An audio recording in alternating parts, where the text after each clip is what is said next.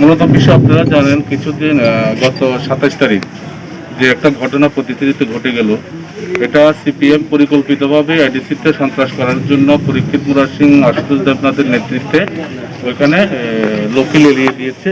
এবং এর পরিপ্রেক্ষিতে গতকাল আমাদের কার্যকর্তা দেববর্মা, চরণ অঞ্জন দেববর্মার উপরে রাত্রেবেলায় গাদা বন্দুক এবং বিভিন্ন আর্মস নিয়ে ওনারা বাড়িতে গিয়েছে। আমরা ওনার বাড়িতেও গিয়েছি, ওনাকে প্রচণ্ড মারধর করেছে এবং ওনার স্ত্রীকে অশ্লীল জায়গায় হাত দিয়েছে, বিভিন্নভাবে টর্চারিং করা হয়েছে। তো এই এলাকাতে ওনারা চাইছে এইসব ষড়যন্ত্র করে কেউ চাঙ্গা করার জন্য, মানুষ থেকে যারা বিচ্ছিন্ন হয়ে গেছে এইসব সন্ত্রাসের মাধ্যমে চাঙ্গা আমরা করতে মানুষ দেবে না।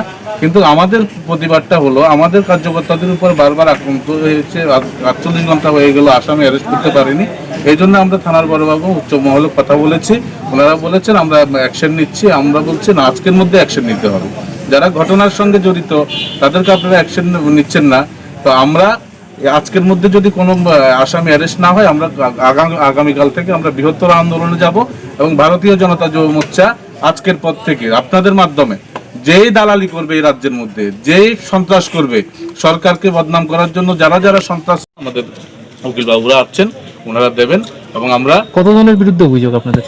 প্রায় দলবদ্ধভাবে অনেকজন গিয়েছে এখানে, ওরা তো সন্ত্রাস করার জন্য গিয়েছে, আর্মস নিয়ে গিয়েছে, বন্দুক নিয়ে গিয়েছে। যিনি আক্রান্ত হয়েছে ওনাকে জিজ্ঞেস করুন না, ওনাকে জিজ্ঞেস করুন, উনি বলে দেবেন। কিন্তু আমাদের এই এলাকা তাকমা প্রতিচুরি কার নেতৃত্ব হচ্ছে, আবার মিথ্যা মামলা পরীক্ষিত মুরার সঙ্গে নেতৃত্ব হচ্ছে, এখানে বলরাম রিয়াং আমিন হোসেনের নেতৃত্ব হচ্ছে, এবং ওরা এমন সন্ত্রাস চালাচ্ছে, নিজেদের বাড়িঘর পুড়ে দিচ্ছে, আবার বিজেপির নামে দোষ দিচ্ছে।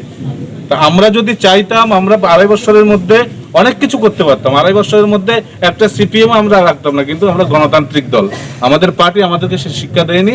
আমরা যে যুব মোর্চা করি, আমাদের যুব মোর্চার যারা সাংগঠনিক লোক আছে সে শিক্ষা দেয়নি। কিন্তু ধৈর্যের বাঁধ যদি ভেঙে যায়, আমরা কাউকে ছেড়ে কথা বলবো না, আমরাও শুরু করব। আর যদি শুরু করি, সিপিএম থাকতে পারবে না। বন্ধ যদি না করে, প্রশাসনের কাছে দাবি রাখছি, প্রশাসন যদি কোনো অ্যাকশন না নেয়, আমরা নিজেরাই বাধ্য হব আইন হাতে তুলে নিতে। কিছু কিছু প্রশাসনের লোক, আমরা যতটুকু খবর আছে, আমি প্রশাসনের উপর দোষ দিচ্ছি না, যেহেতু সরকার ওনাদের গাইডিয়ান আছেন, আমাদের মুখ্যমন্ত্রী আছেন, এই রাজ্যে 37 লক্ষ মানুষের মুখ্যমন্ত্রী, ওনার কাছেও আমরা দাবি রেখেছি আপনাদের মাধ্যমে। আমরা নিজেও আমাদের নেতৃত্ব ওনাদের সঙ্গে কথা বলছেন। কিছু কিছু লোক ওদেরকে খবর দিয়ে দিচ্ছে যে তোমরা বাড়ির থেকো না, বাড়িতে আমরা আসছি, এমন যাতে না হয়। আমরা ওদেরকেও ওসি সাহেবের সঙ্গে বলেছি, আপনারা সেগুলো দেখেন, আপনারা যে প্রকৃত দোষী ওদেরকে আপনারা অবিলম্বে গ্রেফতার করুন।